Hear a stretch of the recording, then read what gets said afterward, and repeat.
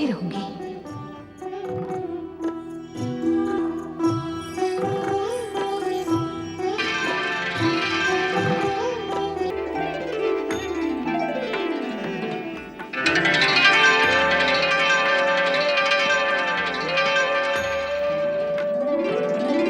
राजकुमारी सीमंतनी, माता पार्वती, माता पार्वती दर्शन दिए हैं तो अपनी कृपा, अपनी करुणा में दे दो माँ। मेरे भविष्य में लिखे दुर्भाग्य के इस कलंक को मिटा दो माँ, मिटा दो। मेरे भाग्य में लिखे वैधव्य को नष्ट कर दो माँ, नष्ट कर दो माँ, नष्ट कर दो। शांत हो जाओ सीमंतनी, शांत हो जाओ। तुम इस सत्य को समझ लो पुत्री कि विधाता के विधान को पूर्ण रूप से बदलना मेरे वश में नहीं है। तुम्हें अन्य प्रकार के कष्ट झेलने पड़ सकते हैं, फिर भी मैं तुम्हें इतना आशीर्वाद अवश्य देती हूँ कि तुम वैधव्य के कलंक से मुक्त रहोगी। आपकी कृपा पाने के पश्चात मुझे दुख भोगने पड़ेंगे माँ। ये कैसा न्याय है, कैसी नीति है? सीमंतनी, यह तो मैंने पहले ही स्पष्ट कर दिया है कि भाग्य का लेख न बदला जा सकता है और न ही मिटाया जा सकता है, परंतु तपस्या और सच्ची आराधना से दुर्भाग्य का प्रभाव समाप्त किया जा सकता है। अब मैं तुम्हें केवल यही कहूंगी कि तुम्हारे जीवन में जो भी कष्ट आए उन्हें हंसते हंसते सहना, पर इस बात का विश्वास रखना कि मेरा आशीर्वाद सदा तुम्हारे साथ है।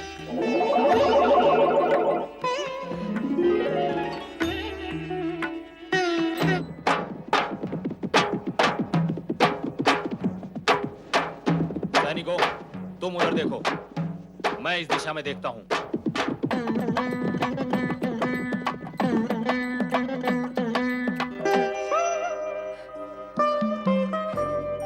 राजकुमारी, आप यहाँ? हमने आपको कहां-कहां नहीं ढूंढा। वहां राजमहल में महाराज और महारानी आपके लिए कितने चिंतित और व्याकुल हो रहे हैं। तो क्या मैं चिंतित और व्याकुल नहीं हूँ? किंतु महाराज चित्रसेन की घोषणा के अनुसार आपके स्वयंवर का आयोजन हो चुका है और आपके स्वयंवर में भाग लेने के लिए दूर-दूर राज्यों से राजपुरुष पधार चुके हैं। और ऐसे समय में आपके वहां ना होने से महाराज व महारानी को अपयश की कितनी पीड़ा भोगनी पड़ सकती है, तनिक उसका अनुमान लगाए राजकुमारी। क्योंकि संतान के सुख के लिए माता पिता कष्ट उठाए और संतान स्वयं के सुख के लिए माता पिता को कष्ट दे, इसमें अंतर होता है राजकुमारी। क्योंकि संतान के सुख के लिए माता पिता जो कष्ट उठाते हैं वो कष्ट आनंद देता है, किंतु संतान जो कष्ट देती है वो पीड़ा माता पिता के लिए असहनीय होती है। यदि इस सेवक की बात आपकी समझ में आ गई हो तो शीघ्र ही राजमहल चलें और आपकी चिंता में व्यक्त महाराज व महारानी के चित्त को शांत करें।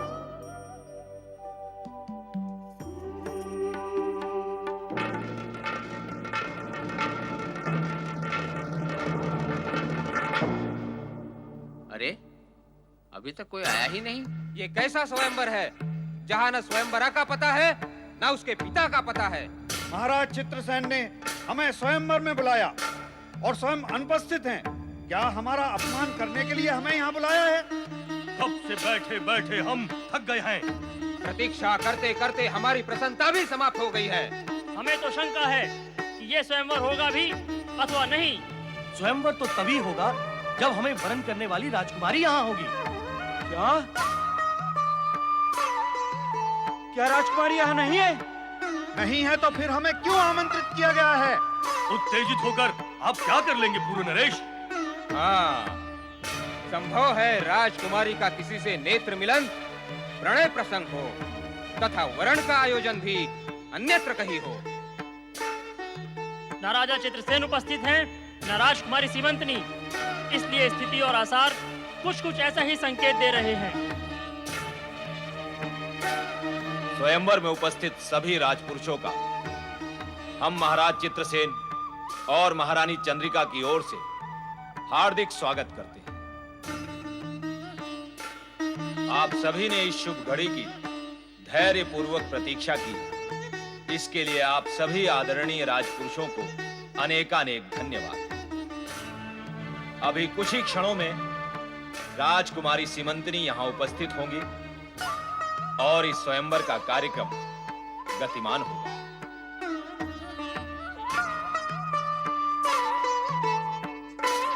प्रजाप्रिय महाराज चित्रसेन और महारानी चंद्रिका पधार रहे हैं। हमारी पुत्री राजकुमारी सीमंतनी के स्वयंवर में पधारे सभी राजपुरुषों का हम हार्दिक स्वागत करते हैं और अभिनंदन करते हैं। विराजिए। शीघ्र ही राजकुमारी यहां उपस्थित हो जाएंगी, परंतु उससे पूर्व हम आपके सम्मुख एक अत्यंत रहस्यमय सत्य का उद्घाटन करना चाहते हैं।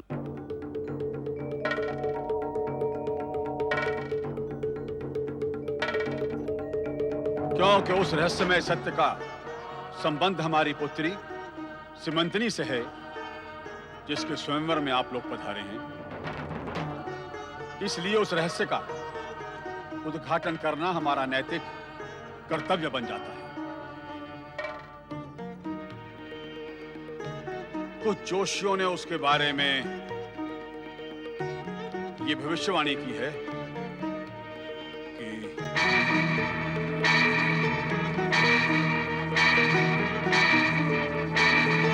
क्या भविष्यवाणी की है जोशियों ने?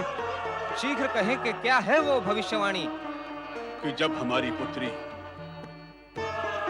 20 वर्ष की अवस्था में होगी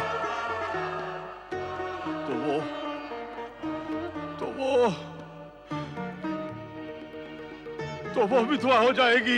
अर्थात पति की मृत्यु। अर्थात हमारी मृत्यु। मृत्यु मृत्यु मृत्यु।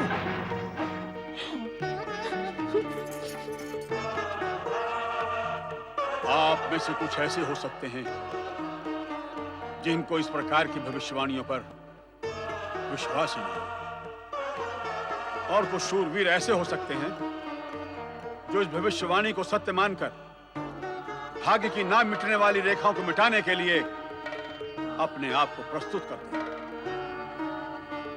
आप यहां पधारे, हम आपको बहुत बहुत धन्यवाद देते हैं। हमें ना तो तुम्हारा धन्यवाद चाहिए और ना ही तुम्हारी राजकुमारी। हाँ, हमें अपने प्राण प्रिय हैं। हमें स्वयंवर में बुलाया है अथवा हमारी मृत्यु को बुलाया है?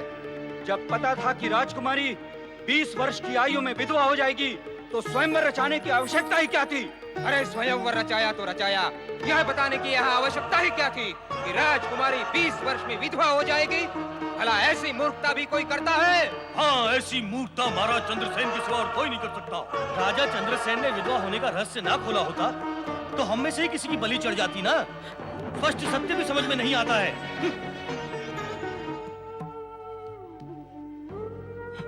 भगवान,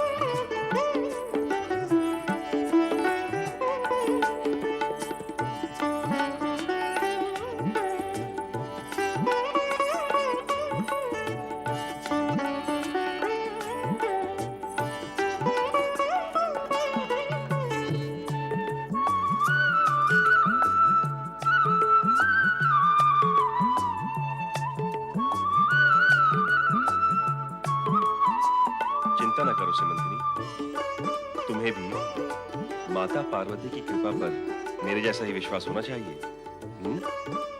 राजकुमार चित्रांगद और राजकुमारी सीमंतनी की त्रिलोकीनाथ भगवान भोलेनाथ की जगत पिता भगवान भोलेनाथ की नंदी, स्वामी, देवी पार्वती कहाँ है? भगवान, वे अभी अभी आपकी वंदना करके गई। हम इसी समय उनसे मिलना चाहते हैं। हमें उनसे आवश्यक चर्चा करनी है। मैं अभी उन्हें बुला कर लाता हूँ भोलेनाथ। ओम नमः शिवाय। भोलेनाथ, यदि आपको मेरा इस समय यहाँ उपस्थित होना अनुचित प्रतीत होता हो तो नारद, तुम अपनी उत्सुकता को शांत करने के लिए समय असमय न देखकर कभी भी कहीं भी प्रकट हो जाते हैं। हम ये भी जानते हैं कि इस समय तुम हमारे और पार्वती के बीच विवाद उत्पन्न करने यहाँ आए हो।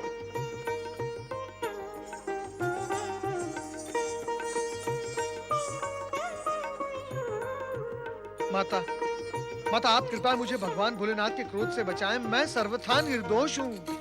स्वामी, देवी पार्वती, हमने तुम्हारी इच्छा अनुसार नागकन्या मणिभद्रा की प्रार्थना स्वीकार की। वो जिसे पति रूप में वर्ण करना चाहती थी, उसी राजकुमार चित्रांगद के गले में राजकुमारी सीमंतिनी ने वरमाला पहना दी।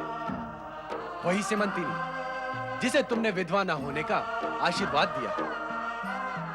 अब तुम स्वयं बताओ, ये सारी स्थिति हमारे तुम्हारे मध्य विवाद का आरंभ नहीं तो और क्या है? ये नारद अपनी लीला का प्रसार करके हम दोनों के मध्य विवाद उत्पन्न करने ही तो यहाँ प्रकट हुए हैं। माता, माता मैं तो केवल आपके दर्शनार्थ यहाँ उपस्थित हुआ था। अब यदि आप दोनों की कोप दृष्टि मुझ पर पड़ेगी तो फिर रक्षा के लिए मैं किसकी शरण में जाऊंगा? माता, नहीं मानोगे तुम अपनी लीला का प्रसारण करने से? क्या यह सत्य नहीं कि तुम हम दोनों के मध्य विवाद उत्पन्न करने यहाँ आए हो? नहीं भोलेनाथ, नहीं। विवाद उत्पन्न करने नहीं, विवाद के कारण को फलीभूत करने। और भोलेनाथ, जब विवाद उभरेगा तो क्या सत्य भी उभर कर ऊपर नहीं आएगा? नारद, प्रभु, नारद क्या और नारद की लीलाएं क्या? नारद तो आपके चरण चिन्हों पर चलता है। पूछ ले आप माता पार्वती से। नारायण नारायण। स्वामी, अब क्षमा कर दे नारद को। मेरे और आपके मध्य विवाद और टकराहट का प्रश्न ही नहीं उठता। मैं तो जो कुछ भी करती हूँ आपसे शक्ति प्राप्त करके ही करती हूँ। इसीलिए निवेदन करती हूँ कि आने वाली घटनाओं को ऐसी दिशा दे जिससे किसी का अहित न हो और हम दोनों के वचनों की रक्षा भी हो जाए।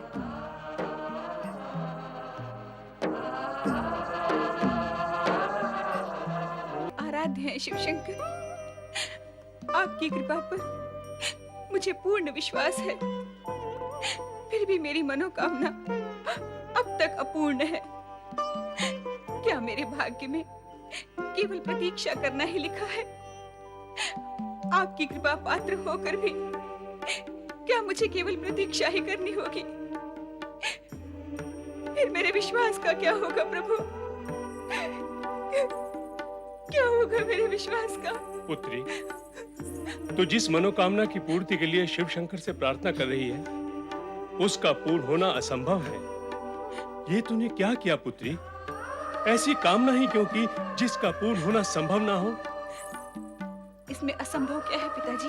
एक मानव राजकुमार तुझे नागलोक में कहाँ मिलेगा पुत्री? इस लोक में मानव की उपस्थिति तो असंभव ही है। और नागवंश की परंपरा है कि नाग कन्या का विवाह नागलोक के ही किसी राजकुमार से होना चाहिए।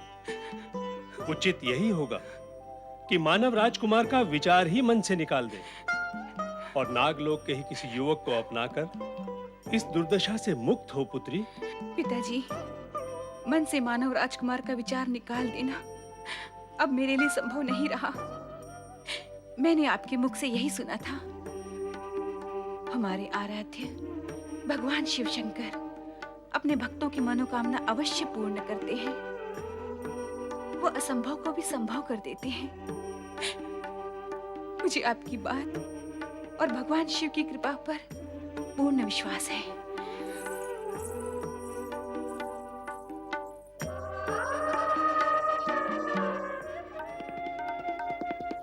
क्या हुआ सिमंतिनी?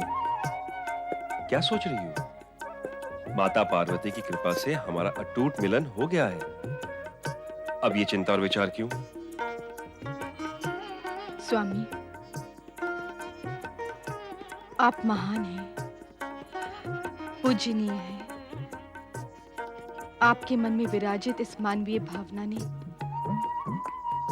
आपको महान और पूज्य बना दिया है। नहीं सिमंतिनी, ऐसा कुछ नहीं है। मैं भी अन्य पुरुषों की भांति एक साधारण पुरुष ही हूँ। नहीं स्वामी, आप साधारण नहीं, असाधारण पुरुष हैं। जब स्वयंवर में आए सभी राजपुरुष पिताजी की घोषणा, वे मेरे बारे में अप्रिय सत्य जानकर भयभीत होकर वहां से चले गए, तब सब कुछ जानते हुए भी आपने मेरे पिताजी वे स्वयंवर की प्रतिष्ठा का विचार किया। ये कार्य किसी साधारण पुरुष का नहीं हो सकता। सब कुछ जानते हुए भी आपने मुझे अपनाया। ये आपके व्यक्तित्व वे गुण ही हो सकते हैं। सिमंतिनी, सत्य ये है कि तुमने मुझे अपनाया। स्वयंवर तुम्हारा था और तुमने स्वेच्छा से मुझे अपने वर के रूप में स्वीकार किया। ये तभी संभव हुआ जब आप स्वयंवर स्थल में बैठे रहे। यदि आप भी और राजपुरुषों की भांति वहां से चले जाते तो स्वयंवर स्थल पूर्ण रूप से खाली हो जाता। वरमाला मेरे हाथों में ही रह जाती।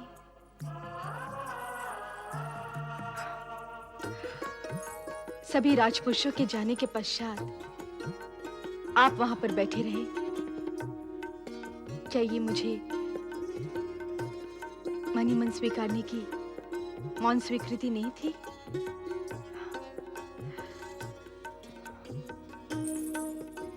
राजपुरुषों ने मेरा और मेरे पिताजी का घोर अपमान किया, किंतु आपने अंत में आके स्थिति को संभाल लिया।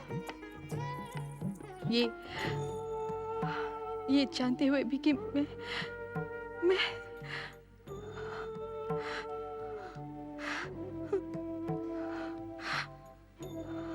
अब तुम्हें दुखी होने की कोई आवश्यकता नहीं है सिमंतिनी।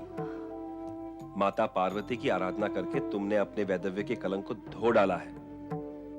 इसलिए अब तुम अपने मन पर किसी प्रकार की चिंता का भार नहीं रखो। चिंताओं का त्याग करो सिमंतिनी। किंतु स्वामी, माता पार्वती के शब्द रह रह कर मेरे कान में गूंज उठते हैं कि विधाता के लेख को कोई नहीं बदल सकता। हो सकता है कि तुम्हें अनेक कष्ट सहने पड़े। साथ में माता पार्वती ने यह भी तो कहा था कि तुम्हें इस जीवन में वैधव्य का कष्ट नहीं भोगना पड़ेगा। कहा था ना, तो फिर अब चिंता कैसी?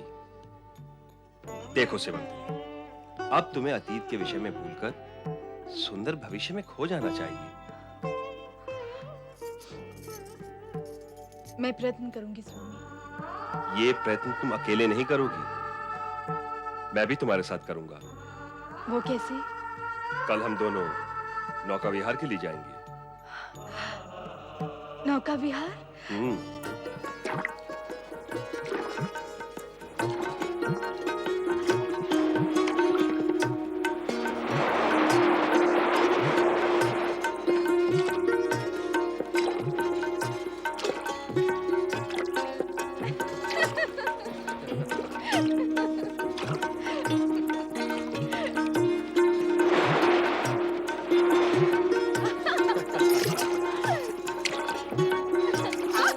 ये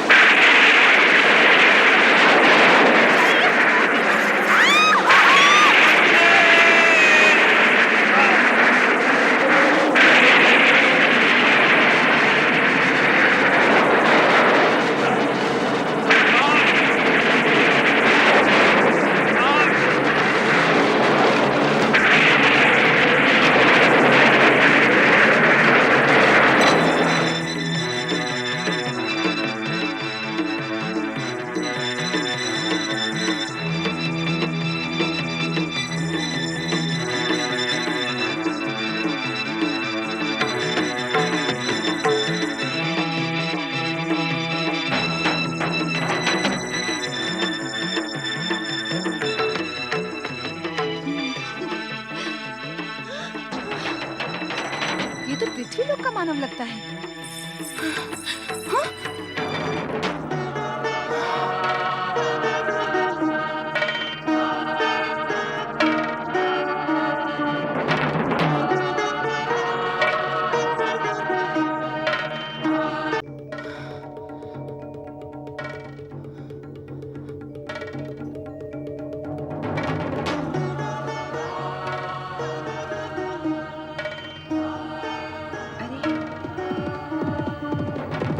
क्या ये वही घुड़सवार है?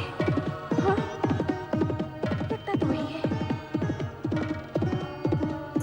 हाँ, वही घुड़सवार।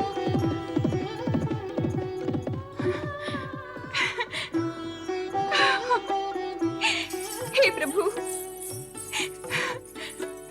प्रभु, हे शिव शंकर, मुझे क्षमा करें। मैंने आपकी कृपा पर अविश्वास किया, किंतु आपने अपने भक्तों का विचार कर उन पर अपनी कृपा प्रकट की। मेरे सपनों के मानव राजकुमार को नागलोक भेज दिया। आप धन्य हैं प्रभु, धन्य हैं आप, धन्य हैं प्रभु।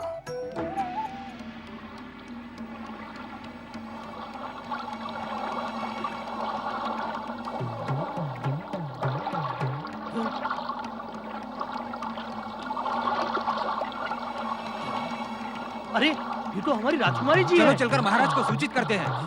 चलो उठाइए इसे। हाँ, चलो भाई उठाओ, उठाओ। धीरे। हाँ, संभाल के उठाओ भाई। हाँ, वहाँ से। आहिस्ता। यहाँ पर, यहाँ ये। ले चलो धीरे धीरे धीरे।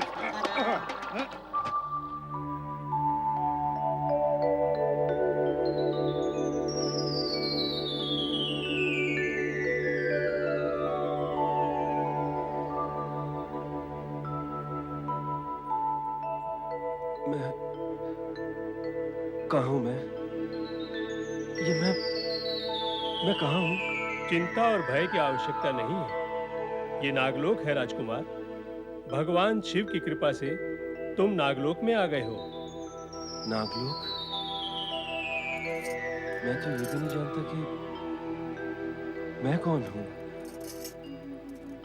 कौन हूँ मैं? तुम एक राजकुमार हो। तुम मेरे स्वप्न में आते रहे हो, अर्थात मेरे स्वप्नों के राजकुमार। अब तुम यहीं रहोगे। राजकुमार? हाँ। स्वप्नों का? स्वप्नों का राजकुमार?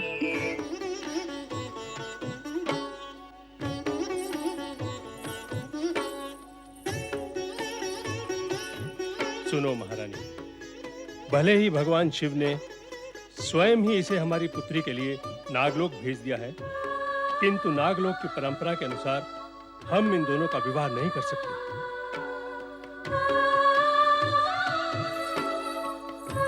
स्वामी, स्वामी, जब आप स्वीकार कर रहे हैं कि भगवान शिव शंकर ने स्वयं ही हमारी पुत्री के लिए उस मानव राजकुमार को इस नागलोक में भेजा है, तो उनका विवाह ना करने का निर्णय लेकर आप महादेव की इच्छा का अनादर क्यों कर रहे हैं? भगवान सदाशिव की इच्छा का अनादर तो हम स्वप्न में भी नहीं कर सकते महारानी, परंतु हम अपने राज्य इस नागलोक की परंपरा और मर्यादा के समक्ष विवश हैं। आप यूं ही विवश होने का भ्रम मन में पाल रहे हैं। आप इस राज्य के महाराजा हैं। यहाँ की हर मर्यादा, परंपरा आपके द्वारा ही निर्धारित की हुई है। और यदि स्वयं के स्वार्थवश किसी मर्यादा या परंपरा का उल्लंघन भी करना पड़े तो हमें उसका अधिकार है। नहीं महारानी, नहीं, हमें आपका ये परामर्श स्वीकार नहीं। परंतु अपनी युवा पुत्री की मनोकामना का दमन करना आपको स्वीकार है। आपको ये भी स्वीकार है कि किसी पृथ्वी पुरुष से विवाह करने का अटल निश्चय लिए आपकी पुत्री जीवन भर अविवाहित बैठी रहे। आपको ये भी स्वीकार है? हमें शब्द जाल में उलझाओ नहीं महारानी। पुत्री मोह में तुम्हारा मन, ज्ञान, विवेक अपना संतुलन खो सकता है, हमारा नहीं। तुम भूल गई वो दिन जब हम दोनों मणिभद्रा के साथ शिव आराधना पूरी कर चुके थे? तब तुम्हारी इसी पुत्री ने तुम्हारे बार बार पूछने पर तुमसे सकुचाते हुए कहा था, माता, मैंने पिछली रात पृथ्वीलोक के जिस पुरुष को स्वप्न में देखा है, मैं उससे विवाह करना चाहती हूँ। तब तुमने ही उसे सत्य समझाते हुए कहा था, स्वप्न की बात भूल जाओ पुत्री, एक नाग कन्या का पति नाग राजकुमार ही हो सकता है, कोई मानव नहीं। और आज तुम स्वयं ही इसके विपरीत। हाँ, आज मैं स्वयं ही आपको विपरीत विचारों की दिशा में ले जा रही हूँ, क्योंकि मैं जानती हूँ कि हमारी पुत्री मणिभद्रा ने अपनी कामना पूर्ति के लिए पूरे मनोयोग से भोलेनाथ की कठिन आराधना साधना की है। और ये उसी का ही परिणाम है कि भगवान शिव शंकर ने स्वयं ही पृथ्वी के एक राजकुमार को हमारी पुत्री के लिए इस नागलोक में भेज दिया है। और इस सत्य को आप स्वयं मान भी चुके हैं। हाँ, हम ये मान चुके हैं कि हमारे आराध्य देव भोलेनाथ ने इस मानव राजकुमार को हमारी पुत्री के लिए ही यहाँ भेजा है। परंतु क्या? परंतु हमें भय है कि यदि हमने अपने स्वार्थ हेतु अपने नागलोक की परंपरा के विपरीत कोई कार्य किया तो उसका दुष्परिणाम संपूर्ण नाग जाति को न उठाना पड़े, हमारे राज्य पर कोई विपदा न आ जाए। हमारे द्वारा नागवंश की रीति, नीति और मर्यादा भंग होने पर जिस घृणित आदर्श की स्थापना होगी, उस पर हमारी प्रजा भी अनुसरण करने लगेगी। नहीं महारानी, नहीं, हम ऐसा अनर्थ नहीं होने देंगे। हम अपनी नाग कन्या का विवाह उस मानव राजकुमार से कदापि नहीं करेंगे। हे सर्वशक्तिमान, कृपा निधान, हे भोलेनाथ, आपकी माया ने जिस मानव राजकुमार के दर्शन मुझे स्वप्न में कराए थे और जिसे मैंने मन और वचन से अपना पति मान लिया था, उसे आपने कृपा करके मेरे लिए ही नागलोक में भेजा है। ये सत्य जानते हुए भी मेरे पिता उनसे मेरे विवाह का विरोध कर रहे हैं। वो नहीं चाहते कि मैं मानव राजकुमार की जीवन संगिनी बनूं। हे विधाता, हे सर्वज्ञाता, आप ये भली भांति जानते हैं कि यदि वो मुझे पति के रूप में ना मिले तो मैं जीवन भर अविवाहित रहूंगी। यदि मेरे पिता अपने निर्णय पर अटल रहे तो मैं यहीं आपके सम्मुख रो रो कर अपने प्राण दे दूंगी। ये क्या पुत्री, तुम्हारे नैनों में अश्रुधारा?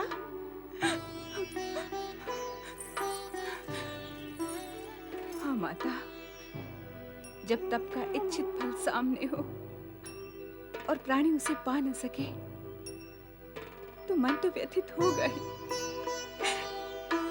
नैनों में अश्रु तो आएंगे ही। मैं तुम्हारी व्यथा चिंता को समझती हूँ पुत्री। तुम्हारी इस व्याकुलता पीड़ा का आभास भी मेरे मन को है। इस पूरे घटनाक्रम का प्रभाव मुझ पर भी उतना ही है जितना कि तुम पर मैं तुम्हारी तरह निराश तो नहीं। तुम्हारे पिता इस समय राज्य में अपने ही द्वारा निर्धारित नीतियों, रीतियों और परंपराओं के वश में आकर स्वयं को अति विवश पा रहे हैं। वो तुम्हारा विवाह उस मानव राजकुमार के साथ करना तो चाहते हैं, किंतु अपने ही बनाए विधि विधान उन्हें इस बात की आज्ञा नहीं दे रहे।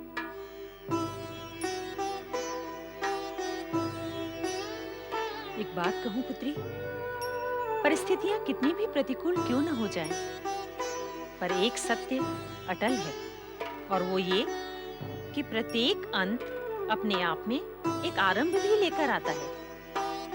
तुम्हारे पिता की इस विवशता और उत्तेजना का अंत भी अंत में आशा और प्रसन्नता के एक नए अध्याय का आरंभ लेकर आएगा। तुम चिंताग्रस्त ना रहो पुत्री, अपने अश्रु पोंछ डालो। अपने विश्वास पर अविश्वास की छाया मत पड़ने दो। शांत मन से उसी भांति श्रद्धा भाव से भगवान भोलेनाथ की आराधना करती रहो। वे अवश्य ही तुम्हें मनोवांछित फल देंगे। तुम्हारी मनोकामना पूर्ण होगी।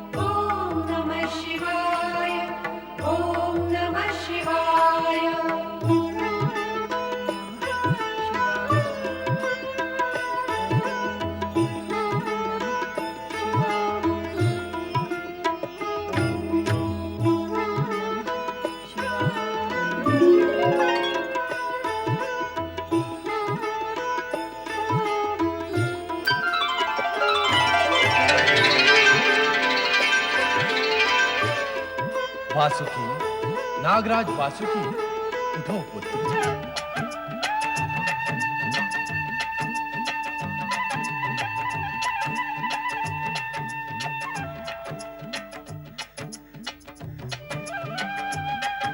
प्रभु, प्रभु, भगवान भोलेनाथ, आपने बड़ी कृपा की भोलेनाथ। हे नागवंशियों के स्वामी, आपके दर्शन पाकर मैं वासुकी धन्य हुआ प्रभु। पुत्र वासुकी, हम तुमसे अति प्रसन्न हैं, और हमारी प्रसन्नता का कारण यह है कि तुमने अपने राज्य में स्वयं द्वारा निर्धारित रीतियों और नीतियों का मन प्राण से सम्मान किया और बड़ी दृढ़ता से उनका पालन कर रहे हैं। यदि तुम चाहते तो अपने राजबल का प्रयोग करके अपनी पुत्री मणिभद्रा का विवाह उसकी इच्छा अनुसार उस मानव राजकुमार चित्रांगद से कर सकते थे, परंतु मैंने ऐसा नहीं किया प्रभु, क्योंकि मुझे भय था कि मेरे इस कार्य से समस्त नाग जाति पर दुष्प्रभाव पड़ेगा और एक नई अनुचित परंपरा का सूत्रपात हो जाएगा। इसलिए हम आज एक नए सत्य का तुमसे परिचय कराने आए, और वो सत्य ये है कि तुम्हें अपनी पुत्री मणिभद्रा का विवाह उसी मानव राजकुमार चित्रांगद से ही करना होगा। ये आप क्या कह रहे हैं प्रभु? हाँ नागराज, चित्रांगद की पत्नी बनना तुम्हारी पुत्री के भाग्य में लिखा है। और विधाता का ये लेख तुम तो क्या, स्वयं मैं भी नहीं मिटा सकता। वासुकी, तीनों लोकों में घटित होने वाली प्रत्येक घटना का आधार पहले से ही निश्चित होता है और उसके घटने का कोई ना कोई माध्यम भी बनता है। अब भाग्य अनुसार नाग मानव में संबंध स्थापित करने वाली इस विचित्र घटना के घटने का माध्यम तुम्हें बनना, तुम्हें बनना, तुम्हें बनना, तुम्हें बनना, तुम्हें बनना, तुम्हें बनना। अतः अपने राज्य के रीतियों, नीतियों और परंपराओं के टूटने का भय अपने मन से हटा दो। हम तुम्हें आश्वस्त करते हैं कि इससे तुम्हारी नाग जाति पर कोई दुष्प्रभाव नहीं पड़ेगा।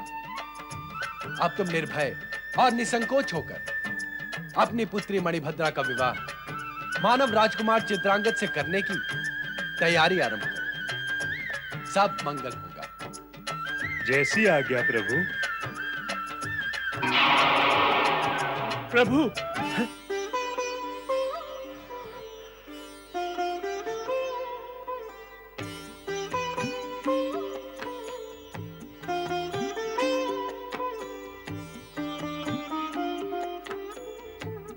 महारानी, महारानी उठो, उठो महारानी, उठो।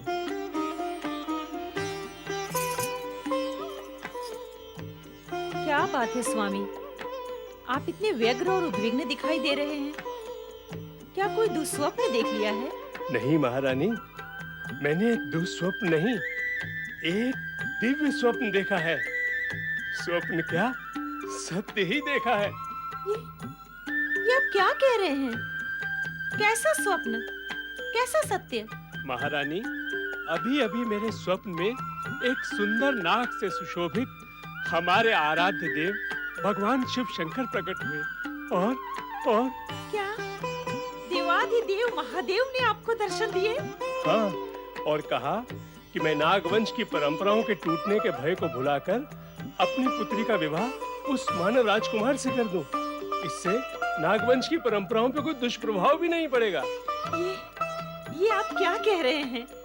सचमुच आराध्य देव ने आपसे कहा ही नहीं, उन्होंने मुझ पर यह सत्य भी उद्घाटित किया कि हमारी पुत्री के भाग्य में चित्रांगद की पत्नी होना ही लिखा है और जो जिसके भाग्य में लिखा है उसे कोई नहीं मिटा सकता। धर्म और कर्म के जिस भंवर जाल में आप इतने उलझे हुए थे, प्रभु ने स्वयं आपको उससे मुक्त कर दिया। महारानी, हमारी पुत्री की शिव आराधना सफल हुई। अब हम उसकी मनोकामना पूर्ति के मार्ग में बाधा खड़ी नहीं करेंगे। मुझे तो प्रसन्नता इस बात की भी है कि प्रभु आज्ञा से अब आप राजा और पिता का कर्तव्य भली भांति निभा पाएंगे। महारानी, शीघ्र ही शुभ मुहूर्त निकलवाकर हम अपनी पुत्री का विवाह कर देंगे।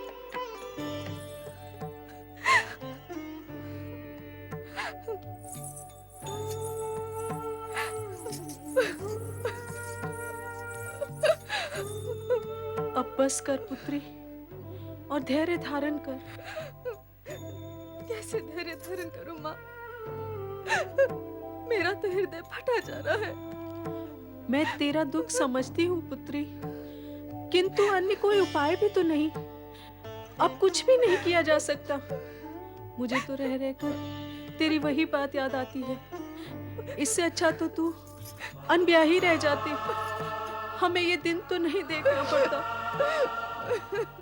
महारानी, क्या हुआ महाराज? कुछ पता चला? नहीं, हमें इस बात का बहुत खेद है कि राजकुमार के बारे में कुछ पता नहीं चला। हमने दूर दूर मछुआरे भेजे, सबने पानी में गोता लगाया, किंतु राजकुमार का कुछ पता नहीं चला। लगता है मगरमच्छ और पानी के अन्य जीव उन्हें अपना आहार बना गए, अन्यथा उनके बारे में कुछ तो पता चलता। पिताजी, ऐसा ना कहें। माता पार्वती ने मुझे वरदान दिया था कि मैं आजीवन सौभाग्यवती रहूंगी। उनका वरदान, उनका आशीर्वाद मिथ्या नहीं हो सकता। पिताजी, मुझे पूर्ण विश्वास है कि माता पार्वती की कृपा, उनके आशीर्वाद से वो जहां भी होंगे सुरक्षित होंगे और एक ना एक दिन अवश्य लौट कर आएंगे। पुत्री, भाग्य का लिखा कोई नहीं मिटा सकता। यदि तेरे भाग्य में वैधव्य लिखा है तो वह अटल है, उसे कोई नहीं मिटा सकता। अपने मन को मिथ्या शांति देने से कोई लाभ नहीं। उस दिन राजकुमार ने स्वयंवर में आकर बहुत बड़ी भूल की। यदि वो ना आते तो तुम अवश्य किसी और के गले में वरमाला पहना देती, तो यह अनर्थ ना होता। पिताजी,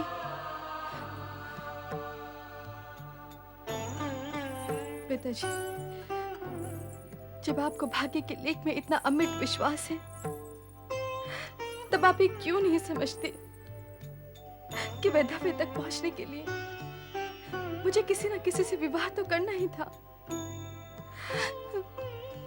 पिताजी, मैं आपको अभी भी कह रही हूं कि माता पार्वती का आशीर्वाद भाग्य के लिखे से कहीं अधिक शक्तिशाली है, और आप इस बात को सत्य मान लें कि मैं विधवा नहीं हूं। चित्रसेन, अच्छा मित्र धर्म निभाया तुमने। क्या मित्र ऐसे होते हैं जैसे तुम हो? ये जानते हुए कि तुम्हारी पुत्री विधवा होने वाली है,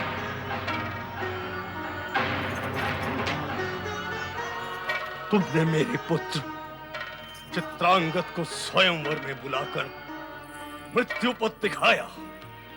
कौन कहेगा तुम्हें मित्र? तुम मित्र नहीं हो, शत्रु हो, प्राणघातक शत्रु। तुमने मेरा कुल दीपक छीना है मुझसे, मेरे कुल का दिया बुझा दिया है तुमने। आप क्यों मेरे पिता पर मिथ्या दोषारोपण कर रहे हैं? और आपने ये कैसे मान लिया कि आपके कुल का दीपक बुझ चुका है? आप भगवान शिव की आराधना करते हैं ना, फिर उन पर विश्वास क्यों नहीं करते?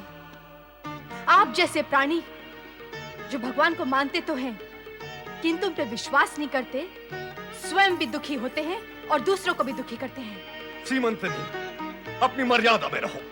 आप ये कार्य स्वयं क्यों नहीं करते? आप क्या समझते हैं आप मेरे पिता पर मिथ्या दोषारोपण करेंगे और मैं चुपचाप सुनती रहूंगी?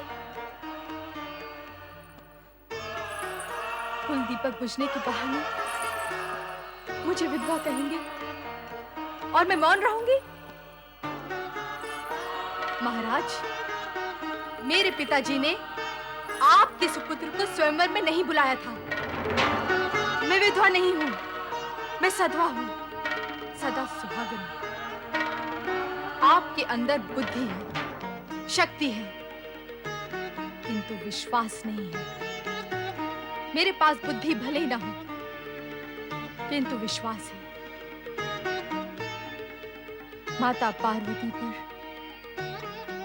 अटूट विश्वास है। तो क्या चित्रांगद जीवित है? हाँ, वो निश्चित रूप से जीवित है। तुम ये किस आधार पर कह रही हो? कहा ना, विश्वास के आधार पर। मेरे मन में माता पार्वती के लिए जो अटूट विश्वास है, उसके आधार पर वो हमसे विलग हुए हैं, किंतु समय आने पर वो अवश्य लौट आएंगे। और भाग्य के लेखे का क्या होगा? तुम बार बार माता पार्वती का नाम लेकर अटूट विश्वास की बात कर रही हो, तो क्या विधाता का लेख मिट जाएगा? मिथ्या सिद्ध होगा? नहीं, भाग्य का लिखा कोई नहीं मिटा सकता। और सत्य तो यही बात है कि तुम्हारे दुर्भाग्य की काली छाया ने मेरे पुत्र को छीन लिया। तुम और अधिक मुझे भरमाने की चेष्टा मत करो। अर्थात आपको मेरी बात पर विश्वास नहीं है? विश्वास का कोई कारण नहीं, और भाग्य के लिखे को आज तक कोई नहीं मिटा सका। भाग्य भाग्य भाग्य बजाते रहे आप लोग भाग्य का डंका, किंतु मैं तो अपने विश्वास की बांसुरी बजाती रहूंगी। मैं आपसे पुनः कहती हूँ कि वो अवश्य लौट कर आएंगे, और जब तक वो लौट कर नहीं आते, मैं आप भाग्यवादी लोगों के बीच रहकर भाग्य की अग्नि से अपने विश्वास को नहीं झुलसा सकती। जब वो लौट कर आएंगे तभी मैं अपना मुंह दिखाऊंगी। सीमंतनी, पुत्री सीमंतनी।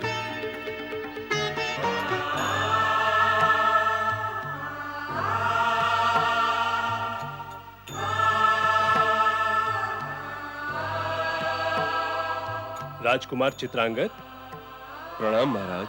आयुष्मान भव। राजकुमार, हम देख रहे हैं, जब से आप हमारे राज्य में आए हैं, तब से आपके मुखमंडल पर कोई चिंता जैसे पांव फैलाकर बैठ गई है। आपके होठों की मुस्कान को जैसे किसी पीड़ा ने अपना ग्रास बना लिया है। आप हमें कभी प्रसन्न दिखाई नहीं दिए राजकुमार। महाराज, वो व्यक्ति प्रसन्न हो भी कैसे सकता है जिसे ये भी स्मरण ना रहा हो कि वो कौन है और कहां से आया है, उसका अतीत क्या है। और हम आपको बता ही चुके हैं कि आप मानव राजकुमार चित्रांगद हैं, और शिव लीला के कारण ही इस नागलोक में आ सके हैं। रहा आपके अतीत का प्रश्न, तो पुत्र, अतीत तो मृत प्राय ही होता है, उसे स्मरण करने से क्या लाभ। वर्तमान आपके सामने है, और सुखमय उज्जवल भविष्य आपकी ओर धीरे धीरे बढ़ ही रहा है। आप शीघ्र ही हमारे जमाता बनने वाले हैं, अर्थात इस नागलोक के भावी सम्राट। राजकुमार चित्रांगद, हम आप पर अत्यंत प्रसन्न हैं। हमने अपनी पुत्री मणिभद्रा के साथ आपका विवाह निश्चित कर दिया है,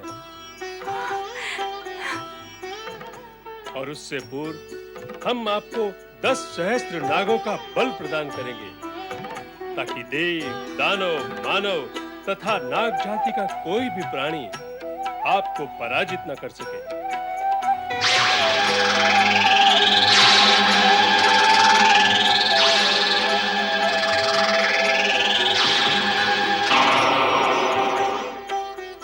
आप में 10 सहस्त्र नागों का बल समा गया है राजकुमार। शक्ति स्वरूपा माता पार्वती की जय।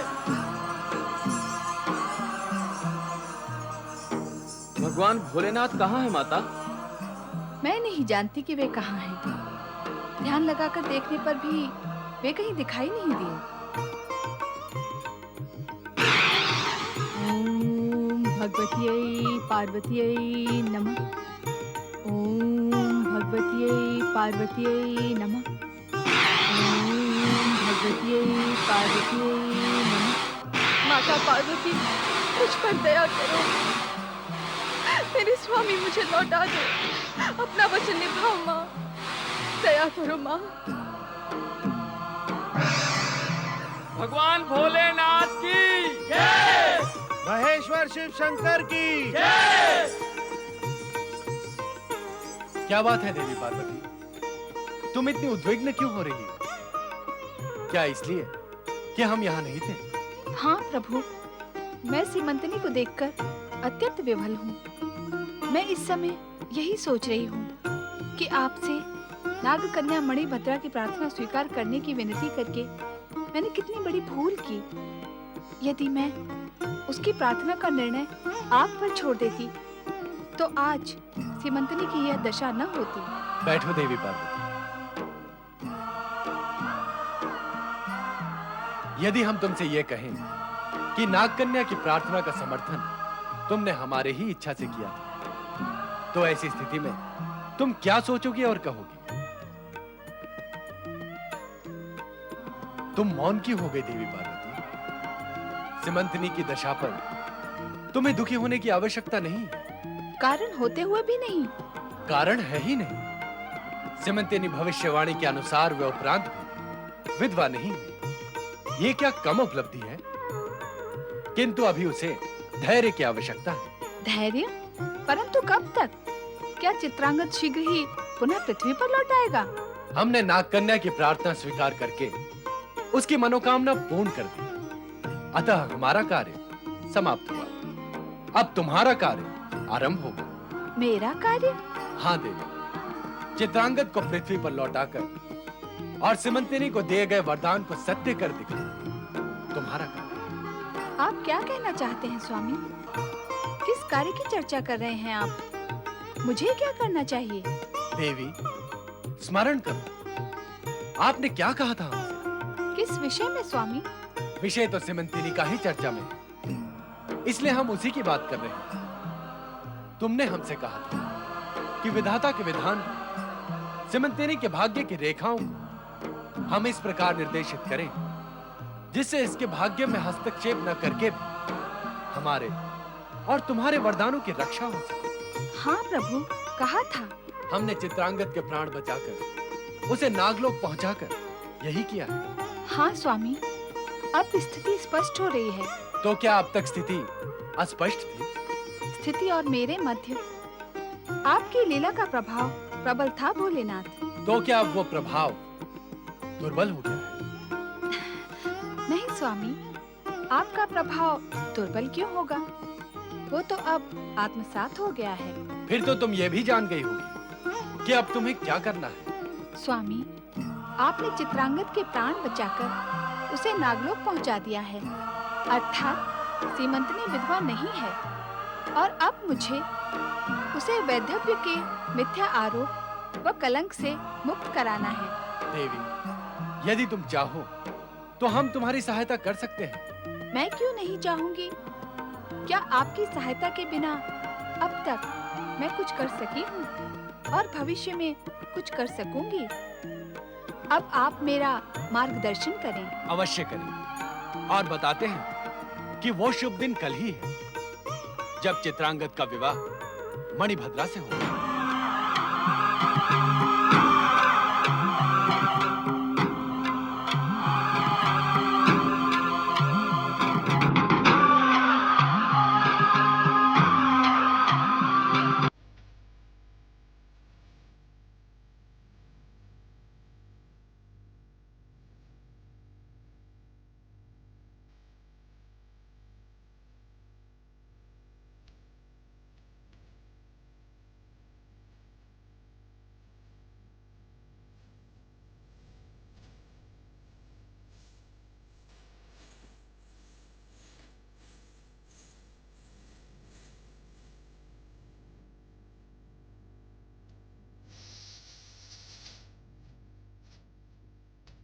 नागराज, तिलक कीजिए।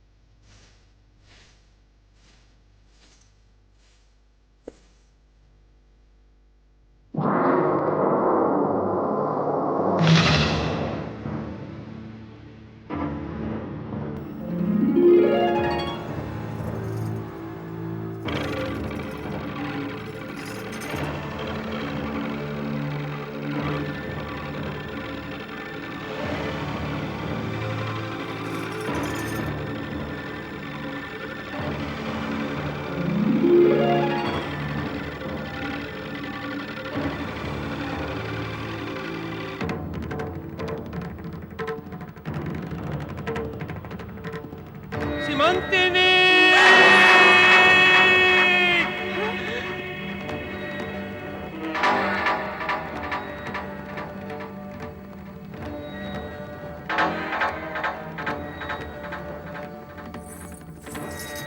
क्या हुआ स्वामी?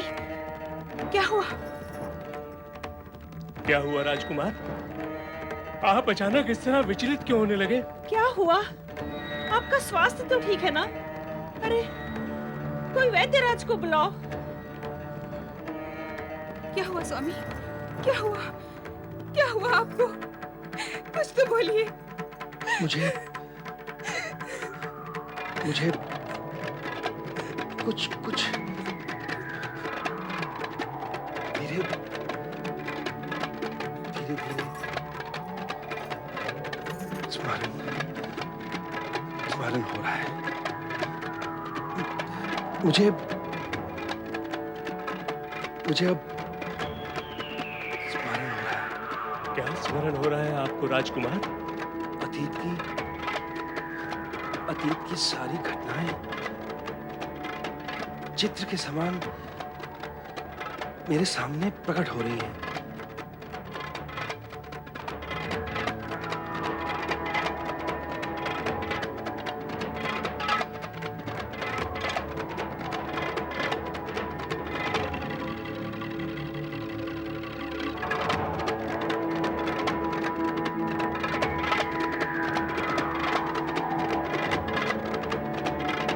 किंतु कुछ कहे तो, क्या है वे घटनाएं जो आपके सामने चित्र की भांति प्रकट हो रही हैं? मैं और सीमंतिनी नौका विहार कर रहे थे।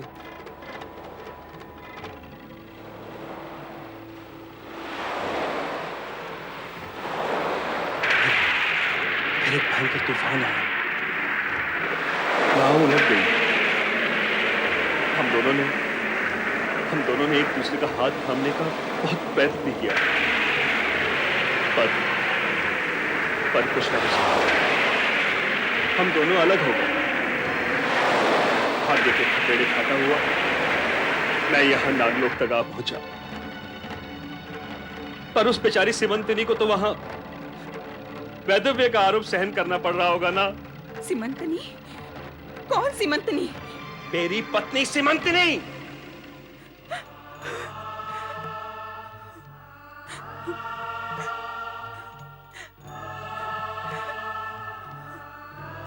चित्रांगद के मन में पिछली घटनाओं की स्मृति जागृत हो गई है। अब मेरे भविष्य का क्या होगा? क्या होगा? नहीं, मुझे चित्रांगद से कोई अलग नहीं कर सकता। कोई अलग नहीं कर सकता मुझे। कोई नहीं।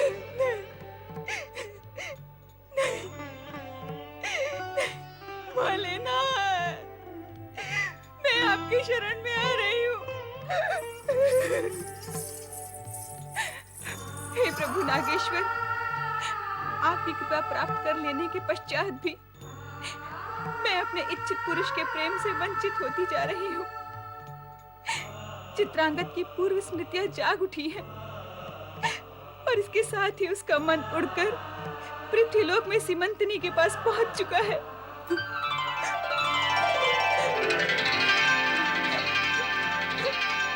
नागकन्या मणिभद्रा, लगता है तुमने मुझे पहचाना नहीं। नागकन्या, मैं शिव संगिनी पार्वती हूँ और भगवान शिव की इच्छा से ही यहाँ प्रकट हुई हूँ। प्रणाम माता। आपने मेरी प्रार्थना भी अवश्य सुन ली होगी माता। चित्रांगद की पूर्व स्मृतियां जागृत होने से भगवान शिव की कृपा मेरे लिए व्यर्थ होकर रह गई है। यह भ्रम है तुम्हारा। तुम्हारा यही भ्रम दूर करने के लिए मैं यहाँ प्रकट हुई हूँ। एक बार अपने सपने के राजकुमार को पाकर तुम्हारी मनोकामना पूर्ण हो चुकी है। नागलोक में मानव चिरकाल तक नहीं रह सकता। उसे एक न एक दिन तो जाना ही होता है। सीमंतिनी के सुहाग की रक्षा के लिए तुम्हें चित्रांगद का मोह छोड़ना ही होगा। उसे स्वयं सीमंतनी के पास पृथ्वी लोक पहुंचाना होगा। इसी में तुम्हारा और उसका हित है। मनुष्य लोक में नागों को देवताओं के समान पूजा जाता है। तुम भी चित्रांगद का सहर्ष त्याग करके अपने देवत्व का परिचय दो और मनुष्य जाति की शुभकामनाएं प्राप्त करो।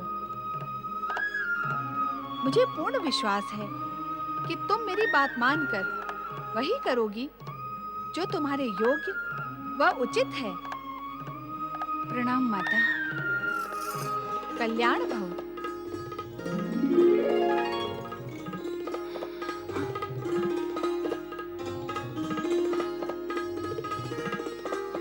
आपने सत्य कहा माता। मुझे वही करना होगा जो मेरे लिए योग्य एवं उचित है। ओम नमः शिवाय।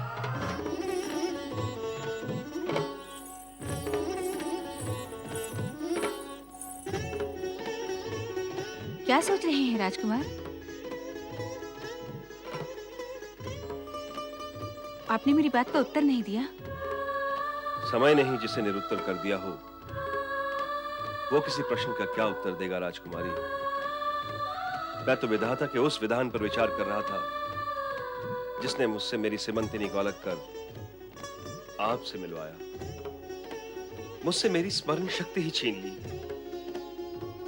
प्रभु इच्छावश आपने मुझे अपना पति माना और उधर मेरी पत्नी को मेरे जीवित होते हुए भी वैधव्य का दुख झेलने पर विवश कर दिया।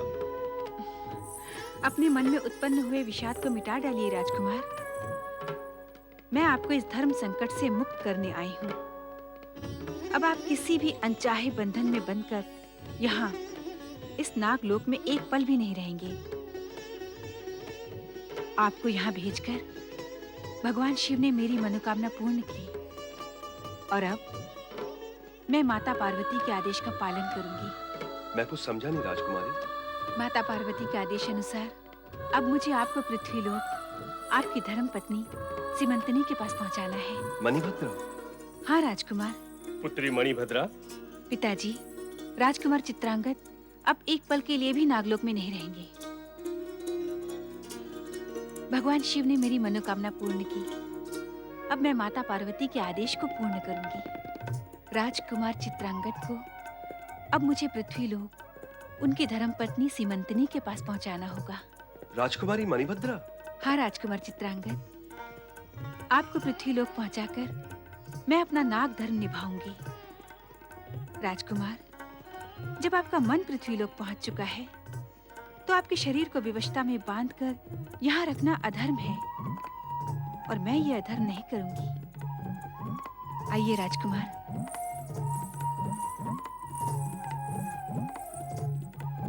ओम पार्वती पतये नमो नमः।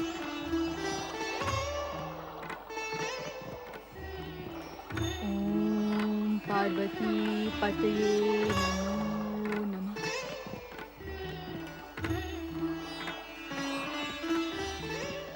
हे माता पार्वती,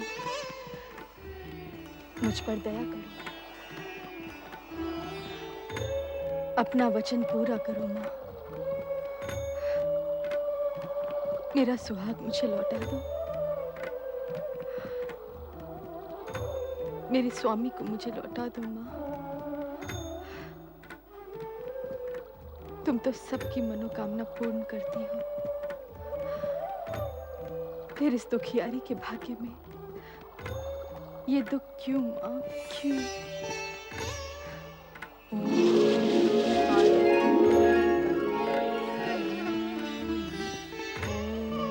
पार्वती पतिये नमो नमः।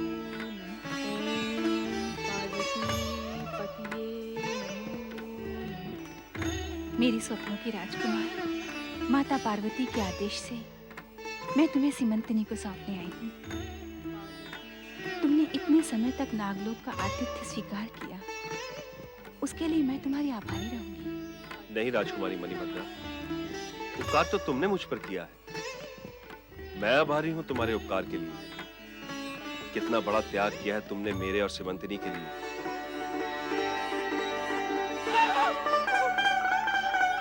स्वामी, स्वामी,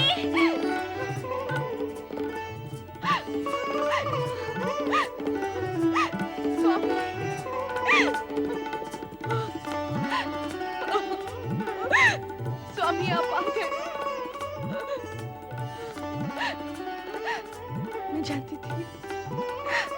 मैं जानती थी कि आप अवश्य आएंगे। मेरा मन कहता था कि आपके दर्शन अवश्य होंगे। सिमंतिनी, मुझे तुम्हारे पास लौटा लाने का श्रेय नागलोक की राजकुमारी मणिभद्रा को है। हम दोनों इनका जितना भी उपकार माने कम है। इस शुभ मिलन का श्रेय मुझे क्यों? ये तो माता पार्वती की कृपा का परिणाम है। हम सबको मिलकर भगवान शिव और माता पार्वती का उपकार मानना चाहिए। सत्य है राजकुमारी मणिभद्रा, माता पार्वती की कृपा के कारण ही मैं अब तक जीवित रह सकी। उन्होंने ही मुझे विश्वास और आधार दिया। मेरे पिता नागराज वासुकी ने राजकुमार चित्रांगद को 10 सहस्त्र नागों का बल प्रदान किया है। अतः पृथ्वीलोक पर युद्ध में अभिनय कोई पराजित नहीं कर सकेगा। अर्थात पिता और पुत्री दोनों ने ही हम दोनों पे उपकार किया है। इस सत्य को इस प्रकार कहो ना कि भगवान शिव और माता पार्वती ने हम सब पर उपकार किया है। उनकी कृपा तो अदृश्य है, किंतु तुम्हारा उपकार तो प्रत्यक्ष ही प्रकट है। निसंदेह नाग जाति महान है राजकुमारी मणिभद्रा।